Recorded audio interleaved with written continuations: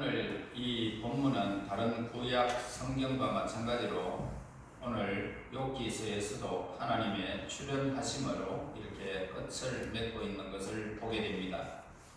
하나님께서는 그 아들을 보내신 경우와 마찬가지로 여기서도 하나님의 마지막 장면은 하나님 자신을 드러내시는 것으로 이제 욥기서를 마무리하는 모습을 보게 됩니다.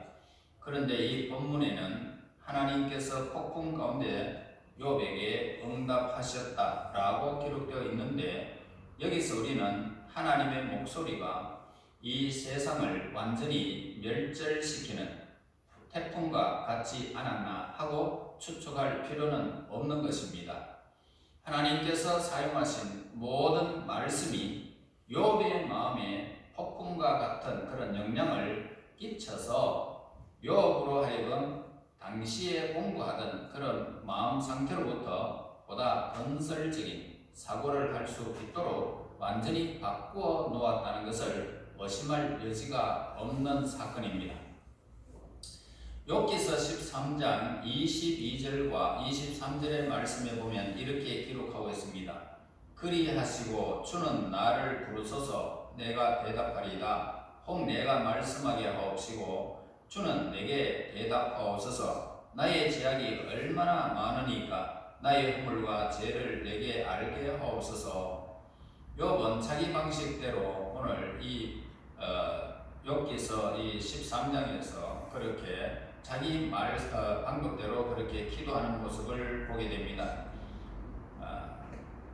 그런데 오늘 여기서 어떻게 보면은 하나님의 은혜를 전혀 받지 않는 것처럼 순결함을 자랑하는 상태를 보여주고 있습니다. 욥은 자기가 범죄하였으면서도 감히 하나님께 죄과의 정도와 성격을 자기에게 가르쳐 달라라고 말하고 있습니다. 이러한 욥에 대하여 하나님의 응답은 욥이 생각했던 것과는 전혀 다른 방향으로 그의 죄과가 어떠한 것인지를 제시하고 있는 모습을 보게 되는데요. 비록 욥이 실제 행위로는 범죄하지 않았지만은 자기의 무지력과 무기력함을 압도되어 있다라는 것입니다. 이처럼 욥의 자만심은 비난을 받게 되어졌고 급기야 그의 자만심은 사라져 버리게 되었던 것입니다. 그래서 욥기서 38장 1절에서 그때에라고 합니다.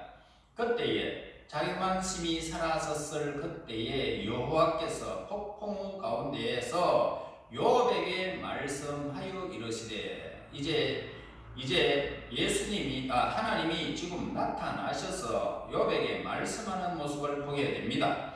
그래서 하나님의 응답은 질문으로 계속적으로 욥에게 일관하고 있는 모습을 보게 됩니다. 욥기서 38장과 이제 39장에서만 57회에 걸쳐서 질문이 나타나고 있음을 우리에게 보여주고 있습니다. 그런데 이 질문들의 내용이 뭐냐? 각각 자아를 어리석게 하는 그런 경향을 지니고 있습니다. 하나님의 질문은 방황하던 그런 욥에게 제시가 되는 질문이었고, 또 동시에 교훈이 되는 그런 질문이었던 것입니다. 하나님께서 질문하실 때에 하였느냐 또는 할 수 있느냐 라는 이 질문으로 계속적으로 욥에게 이렇게 요구하는 모습을 보게 됩니다. 이와 같은 질문들은 하나님의 지혜와 능력을 너무나 많다는 것을 우리에게 밝혀주고 있는 그런 말씀입니다. 특히 오늘 33절에서 하늘의 계도와 법도에서 자연현상을 완전히 통제하고 계심을 우리에게 보여주고 있는 것입니다. 만일 하나님의 섭리하심을 깨닫고자 하는 사람이 있다면 그는 본문의 말씀을 연구해야 할 것입니다. 4절에서 말씀 보세요. 내가 땅에 기초를 놓을 때에 네가 어디 있었느냐라고 질문하고 있어요. 자, 이 질문은 욥을 질식시키는 시킬 정도의 성질의 내용인 것입니다. 자, 12절 보세요. 네가 너의 날에 아침에 명령하였느냐 새벽에게 그 자리를 일러 주었느냐라고 하죠. 자, 22절 보세요. 네가 눈곡간에 들어갔었느냐 우박 창구를 보았느냐. 31절에 네가 묘성을 메어 묶을 수 있으며 삼성의 띠를 풀 수 있겠느냐. 33절 보세요. 네가 하늘의 궤도를 아느냐. 34절 35절에서 네가 목소리를 구름에까지 높여 넘치는 물이 네게 덮이게 하겠느냐. 네가 번개를 보내어 가게 하되 번개가 네게 우리가 여기 있나이다 하게 하겠느냐. 마치 세상의 빛이 아무리 밝다 하더라도 태양의 흑점에 불과하듯이 하나님과 비교할 때 인간의 지혜라는 것은 단지 어리석다라는 것뿐이라는 것입니다. 그러므로 최선을 다하고 제 아무리 훌륭한 인간이라 하더라도 하나님의 영광 앞에는 조그마한 얼룩에 불과한 존재에 지나지 않는다 이 말입니다. 이제 욥의 고백을 한번 보세요. 40장 4절 5절에서는 이렇게 말합니다. 나는 비천하오니 무엇이라 주께 대답하리까. 손으로 내 입을 가릴 뿐이니이다. 내가 한번 말하여선 사온즉 다시는 더 대답하지 아니하겠습니다. 자신의 위대성을 자랑하던 이욥은 하나님이 나타나시자 완전히 혼란한 상태로 이렇게 그의 변론을 끝마치게 되는 것을 보게 됩니다. 더 이상 하나님과 내가 이렇다라고 나는 변명하지 않겠습니다 이 말입니다. 여러분, 우리가 우리 자신과 똑같은 인간과 비교하는 경우에는 영광받을 만한 것이 있을지 모르지만은 하나님께서 직접 자신에게 대하여 말씀하실 경우에는 우리 손으로 입을 가릴 뿐이라는 사실을 오늘 욥의 고백을 통해서 보게 됩니다. 여러분, 하나님께서는 수차례에 걸쳐서 번개를 이용하여 또는 여러 가지 방식으로 선지자들을 통하여 우리 조상들에게 말씀하셨습니다. 자연 현상인 이 폭풍 속에서 욥에게 말씀하여 주셨던 하나님께서 마지막 때를 당한 이때에 하나님의 아들 예수님을 통하여 우리에게 말씀하고 계시는 것입니다. 그 음성은 동일하지만은 그 계시하시는 내용은 완전히 다른 내용들입니다. 과연 우리가 예수님의 십자가 앞에서 우리 자신을 위해서 무엇이라 변명할 수 있겠습니까? 나는 예수님을 잘 따랐습니다. 나는 지금까지 정조를 지켰습니다. 나는 믿음을 지켰습니까? 무슨 요구를 할 수 있겠습니까? 예수님 앞에서. 그저 예수님 앞에서 긍휼을 베풀어 주십시오. 예수의 피가 우리의 죄를 사하여 주십시오. 우리가 예수님으로 말미암아 내가 이렇게 하나님을 향하게 되었습니다. 이 고백밖에 더 할 수 있겠습니까? 우리의 의가 어디에 있습니까? 자신이 아무리 순전하다 할지라도 예수님의 고난과 죽음을 비추어 볼 때에 우리는 아무것도 아니라는 것입니다. 우리는 그저 하나님, 나는 죄인입니다. 그러기에 자비를 베풀어 주시기를 원합니다. 이 고백만 할 뿐 다른 어떤 의도 우리는 예수님 앞에 내놓을 수가 없는 것입니다. 욥은 이제 하나님은 욥이 이 세상에 대해서 완전히 무지하다는 것을 그의 마음에 새겨놓고 욥이 하나님의 정신적 경영에 대해서 해석하기에는 불완전하다라고 말씀하셨습니다. 정신적 경영이라는 것은 하나님의 일에 대한 이론적 지식보다는 하나님의 인격에 정신적 신뢰를 가지는 데 있는 것입니다. 자, 이 말씀에서 하나님께서 인간에게 도전하시고자 하시는 것이 뭡니까? 세상의 기원은 언제이며 또 어떻게 이루어졌는가 하는 점입니다. 4절에서 내가 땅에 기초를 놓을 때에 네가 어디에 있었느냐? 우리는 이 물음 앞에 무력함을 느끼고 우리가 무가치한 존재라는 사실을 어색해야 한다 이 말입니다. 우리는 너무나 무가치한 존재이지만은 예수님은 우리의 구원이 되어 주셨습니다. 기독교가 우리에게 말하고 있는 것이 뭡니까? 그것은 우리가 비록 쓸모없는 존재라 할지라도 우리는 영원하신 그 하나님의 그 사랑을 받는, 예수님 안에서 선택받은 사랑받는 하나님의 자녀라는 사실을 말해주고 있습니다. 우리가 비록 하나님의 미약한 존재들이다 라고 할지라도 우리의 아버지께서는 우리가 패망하여 사라지는 것을 원하지 않는다는 것입니다. 그리고 우리는 예수님으로 말미암아 하나님의 영광의 나라에서 하나님과 영원한 즐거움에 참여하는 영광을 받은 하나님의 사람들임을 우리에게 가르쳐 주고 있습니다. 그러므로 하나님과 인간은 감히 비교도 할 수가 없습니다. 오히려 하나님과 인간을 비교한다는 것은 있을 수 없는 일입니다. 그러므로 하나님께서는 우리가 우리의 위치를 바로 파악하는 것을 기뻐하신다는 것입니다. 나는 죄인입니다. 또한 우리가 피조물이라는 사실을 바로 알아야 됩니다. 우리는 피조된 인생입니다. 이것은 하나님의 크신 사랑을 보여주고 있고요, 우리의 약함을 하나님께 고백할 수 있게 하는 행위라는 것입니다. 우리는 때때로 우리의 위치를 쉽게 망각해버리고 있습니다. 세상에 좀 내놓으라 하고 좀 잘 나가게 된다면 자기 위치를 잊어버립니다. 돈을 벌면은 자기 위치를 잊어버립니다. 수많은 일들의 세상적인 즐거움이 주어지면 우리의 위치를 잃어버리는 것이 인생이다 이 말입니다. 이 세상이 나의 것이 아닌데도 나의 것이냐 욕심을 부리며 싸우고 다투고 그렇게 살아가고 있다 이 말입니다. 여러분, 우리는 우리의 삶에서 처음부터 끝까지 독립되어 있는 것은 아무것도 없는 것입니다. 하나님의 손길 아니면 우리는 망하는 존재인 것입니다.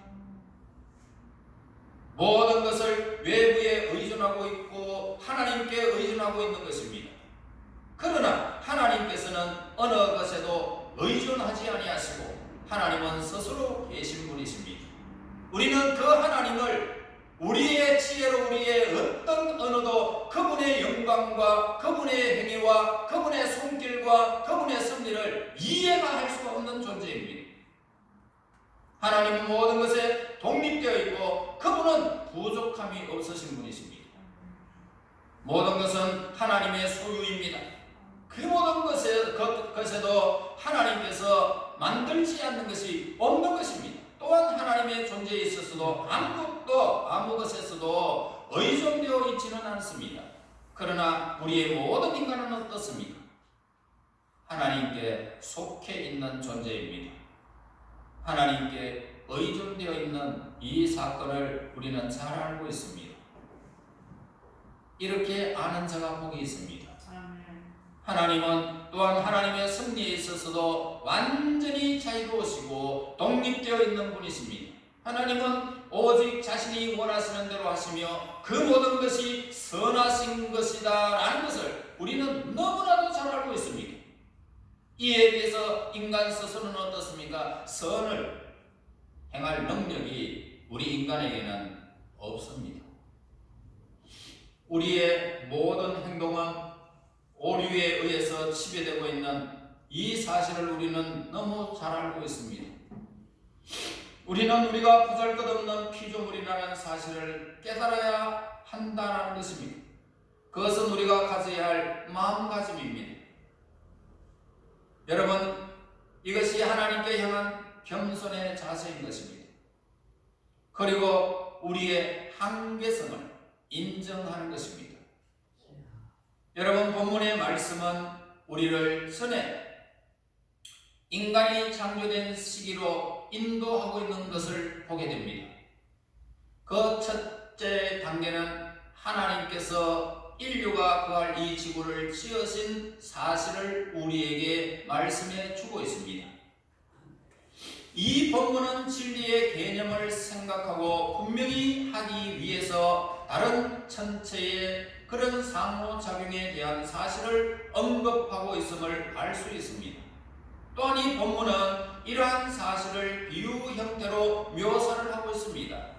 지상의 사물들은 천상의 사물들의 실제적인 그런 그림자입니다. 우리가 서로 관계를 맺고 사는 것도 하나님과 인간의 교제를 실질적이고 객관적으로 보여주는 모습의 일종인 것입니다. 하나님께서 상호작용을 하는 이 천체를 만드시고 그 위에 주초를 놓으셨습니다. 그런데 큰 건물에 초석을 놓는다는 것 그 자체가 이미 표적이 되어 있었고 독특한 사건이 되었던 것입니다.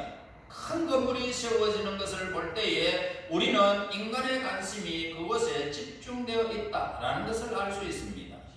이와 같이 하나님께서 이 거대한 우주를 내시고 거기에 땅에 주초를 놓으신 것은 하나님의 관심이 움직이고 있었다라는 것을 보여주고 있는 것입니다. 어디에? 지구에 인간이 살 주초를 놓을 때. 자, 이제 본문으로 한번 돌아가 봅시다. 이제 본문으로 돌아가서 인간이 창조되는 그 기간을 생각해 보아야 할 것입니다. 그 기간은 지구의 기반이 놓이던 때요. 인간들이 5,000년 이상이나 찾아왔던 자연 법칙의 운행으로 이 행성이 공중의 균형을 이루고 떠 있게 된 기간을 말하고 있습니다. 인간은 아직 존재하지 않았고 인간이 거주할 장소도 마련되지 않았습니다. 그러나 지성적이고 이성적인 피조물들이 존재해 있었다는 이 본문이 이 사실을 증거해 주고 있습니다. 하나님의 아들이 지구에 기초를 놓을 때에 도왔으며 화려한 승리의 말로서 하나님의 이름을 찬양하고 있다는 것은 우리가 명상해야 할 주요 주제가 되었던 것입니다. 그러면 그들이 그렇게 기뻐한 이유가 뭘까? 먼저 미래에 거주하게 될 인류에 대해서입니다. 이 지구는 인류의 집으로 설계되었던 것입니다. 자, 이 위에는 처음으로 탄생되어 순수한 상태로 있게 될 두 사람뿐만 아니라 인류를 구성하게 될 모든 사람을 위한 것이었던 것입니다. 그들이 또한 흔들리고 내쫓겨야 할 운명을 위한 것이기도 한 장소였습니다. 그리고 지구는 인간의 성격을 개선시키는 그런 학교였습니다. 또한 지구는 시험과 훈련의 장소였습니다. 천체는 한정되어 있지만 인간의 능력은 무한하다는 사실을 보게 됩니다. 이것은 이 천체를 통하여 인간이 더 높은 단계로 올라갈 수 있었던 것을 의미하고요. 이 천체는 단지 예배적인 장소였던 것입니다. 하늘의 하나님을 찬양하고 지구는 모든 부분에서 하나님의 영광을 나타내고 그리고 안전하게 운행될 것을 하나님이 말씀하셨습니다. 하나님이 바다를 더 이상 넘쳐 흘러가지 말라라고 명하시기 때문에 바다는 육지에 더 높이 올라올 수가 없었던 것입니다. 단순한 물질의 창조도 놀라운 것이지만 하나님께서는 우주의 지적인 존재를 만드셨다는 것은 더 놀라운 일입니다. 하나님께서는 수많은 인류를 위해서 지구를 준비하셨고 인류가 필요로 하는 모든 것을 준비해 주셨습니다. 이 우주는 오랫동안 운행해 왔지만 언제나 혼란 없이 자기의 궤도를 벗어나지 않았고 유지해 온 것을 보게 됩니다. 어떤 조건에도 이 지구는 한 번도 자기의 가야 할 그 자전과 공존을 벗어난 일이 없다 이 말입니다. 새벽 별들이 이 모든 천체가 기계적으로 움직이고 있는 것을 보았을 때에 함께 노래를 불렀다는 것은 당연한 일이었습니다. 시간이 수없이 흘러가고 있음에도 불구하고 항상 틀림없이 시간이 지켜지고 있는 이 사실을 볼 때에 우리는 그 노래가 아직도 하늘에서 들려오고 있음을 느꼈습니다. 우리가 어떻게 이러한 사실을 보고 흥미를 잃어버릴 수가 있겠느냐는 것입니다. 7절 보세요. 그때에 새벽별들이 기뻐 노래하며 하나님의 아들들이 다 기뻐 소리를 질렀느니라. 자, 천사들은 하나님이 그들의 창조하심을 분명히 알았던 것입니다. 그들은 또한 하나님의 장중의 능력을 보았던 것입니다. 그런데 하나님께서 우리에게 다가오셔서 우리를 하나님의 자녀로 부르시고 있습니다. 이제 우리는 우리의 아버지가 우리를 위해서 만드신 모든 것을 보고 들으면서 우리의 마음이 감탄과 경이로움으로 뜨겁게 달아오고 있음을 느끼게 되는 것입니다. 게다가 하나님께서 주신 이 세계 너머에 있는 천국을 생각해 볼 때에 우리는 이 세계를 더욱 즐거운 마음으로 바라보지 않을 수가 없는 것입니다. 새하늘과 새 땅입니다. 이전 것은 우리가 보지 못할 것입니다. 이 노래는 아직도 우리는 계속되고 있습니다. 그 음악은 세세토록 새하늘과 새 땅에서 연주될 것입니다. 예수님은 지상에서 슬픔과 죽음을 당하시기 위해서 이 세상에 하나님의 모습으로 이 땅에 오셨습니다. 그런데 왜 베들레헴의 천사들이 기뻐하면서 찬송을 했을까요? 예수님께서 죽음을 당하시기 위해서 오신 것은 자기의 영광으로 오신 것이 아니었기 때문이었습니다. 천사들은 당연히 문들을 열고 나와서 예수님을 왕좌에 오르는 길로 영접할 수밖에 없었던 것입니다.